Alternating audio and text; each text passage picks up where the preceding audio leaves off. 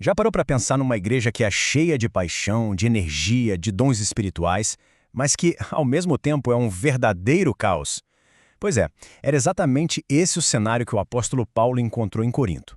Hoje a gente vai mergulhar fundo em 1 Coríntios, capítulo 14, para entender como ele tentou trazer ordem para essa confusão toda, mas sem apagar a chama espiritual que movia aquela galera. Essa pergunta era o centro do problema lá em Coríntios. Eles tinham uma energia incrível, sabe? Um desejo genuíno pelas coisas de Deus.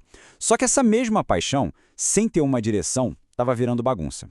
O ponto crucial aqui é que Paulo não queria apagar o fogo, de jeito nenhum. Ele queria, na verdade, canalizar esse fogo. E a gente vai ver exatamente como ele fez isso. Para entender o capítulo 14, a gente precisa fazer uma viagem no tempo, lá para a cidade de Corinto. Pensa numa metrópole portuária, super vibrante, cheia de gente de tudo que é canto, com várias culturas e religiões se misturando. A igreja que nasceu ali era um reflexo disso, transbordando de dons espirituais, mas também cheia de divisões. E o problema? O culto estava se tornando uma espécie de competição, sabe? Uma disputa de quem tinha a experiência individual mais forte. Isso gerava mais confusão do que fé. Ok, vamos direto ao texto. Paulo já começa colocando os pingos nos is. Ele estabelece uma distinção fundamental. Quem fala em glosa, que é a palavra grega para língua, não fala aos homens, senão a Deus. É uma comunicação, digamos, vertical, que edifica a própria pessoa. Agora, por outro lado, quem profetiza, do grego profeteueu, fala direto para as pessoas para edificação, exortação e consolação. A diferença é gritante, né? Um dom é para dentro, é pessoal. O outro é para fora, para a comunidade. E é essa diferença que vai guiar todo o raciocínio de Paulo daqui para frente.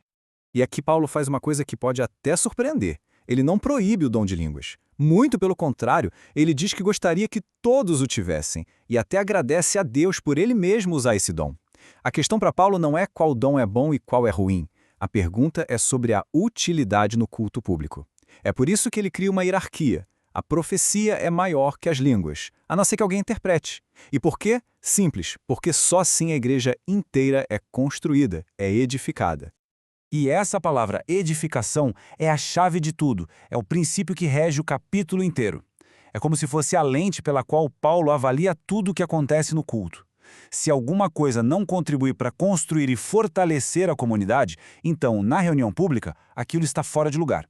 O bem de todo mundo sempre supera a experiência individual. A palavra grega que Paulo usa sem parar aqui é oikodomê. Olha que interessante, essa palavra vem do mundo da arquitetura. Significa literalmente o ato de construir uma casa. Paulo pega essa imagem super concreta e aplica à igreja.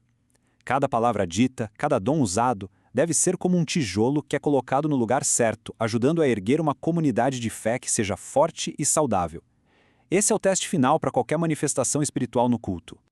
Então tá, mas o que significa na prática construir a igreja? O próprio Paulo nos dá uma lista. Ele fala em exortação, consolo, revelação, conhecimento, ensinamento. Percebeu que tudo isso tem em comum? Todas essas coisas dependem de palavras que as pessoas possam entender para serem transmitidas. Não tem como fugir disso. E isso nos leva direto para o próximo ponto de Paulo. Se o objetivo é a edificação, o meio para chegar lá é a clareza. É indispensável. Uma comunicação que ninguém entende para ele é só som sem sentido, é ruído espiritual. E para deixar isso bem claro, ele usa duas analogias muito fortes. A primeira analogia vem da música. Imagina uma flauta.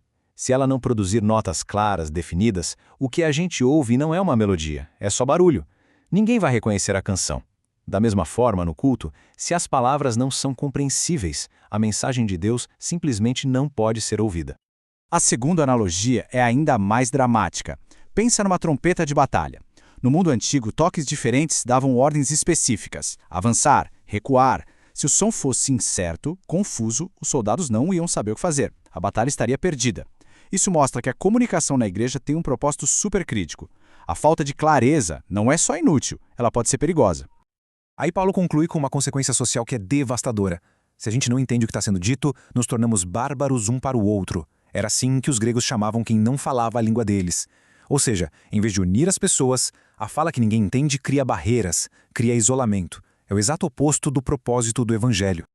Então, no versículo 19, Paulo resume tudo numa das frases mais radicais da carta inteira.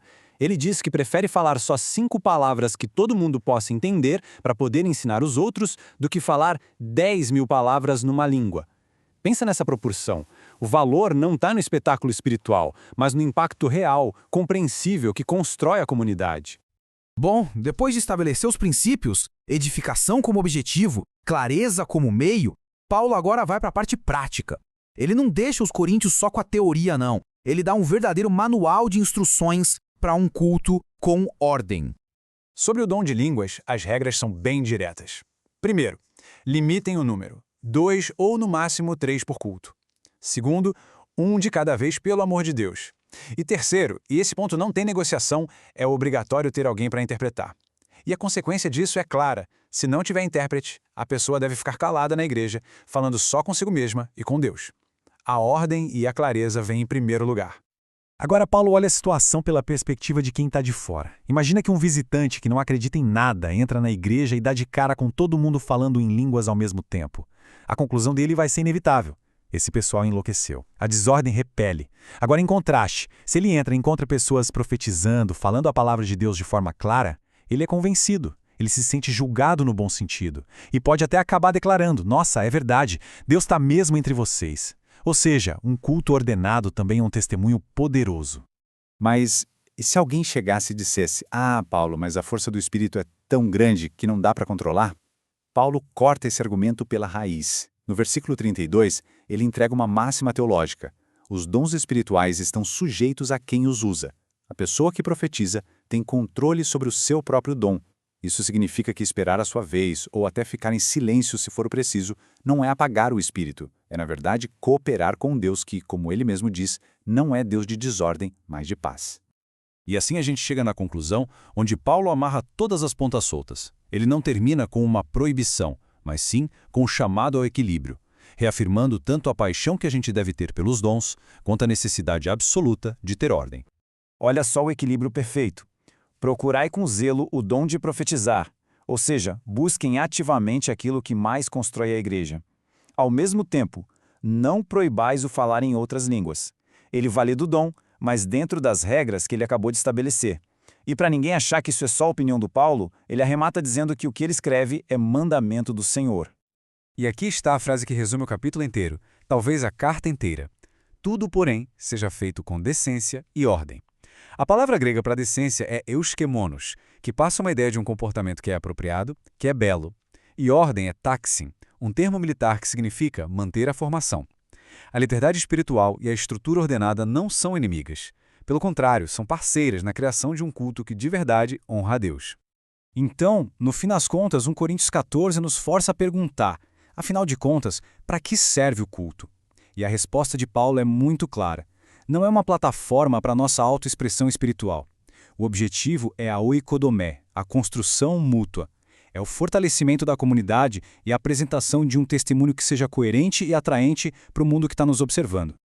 Isso tudo nos deixa com uma pergunta para a gente refletir hoje. Os desafios de Corinto, de quase 2000 anos atrás, ainda ecoam, e muito, nos nossos dias.